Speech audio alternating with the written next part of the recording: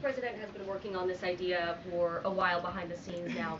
Is there a written plan based on the president's proposal for Gaza? And if so, when was it drafted and who had a hand in that? The plan was written in the president's remarks last night as he revealed it to the world and to the American people, and his team are continuing to be engaged on this effort. I saw the National Security Advisor this morning. He has a very busy day of calls, and they will, again, continue to engage with our partners. That includes Steve Witkoff as well. Mary. Two questions for you on the news of the day. So how is today's executive order going to impact the 2028 Summer Olympics in Los Angeles? For example, would a man who thinks that he's a transgender woman be allowed to compete as a female on U.S. soil?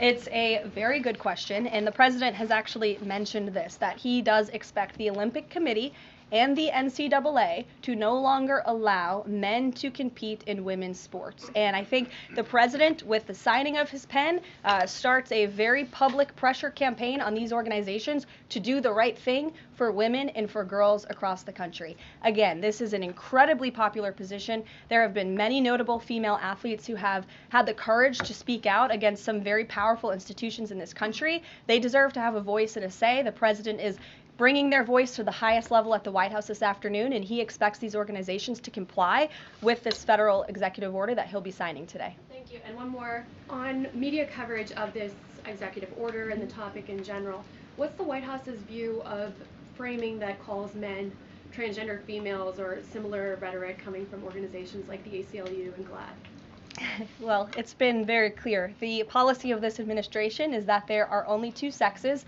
male and female. Pretty simple. Brian Glenn. Yes.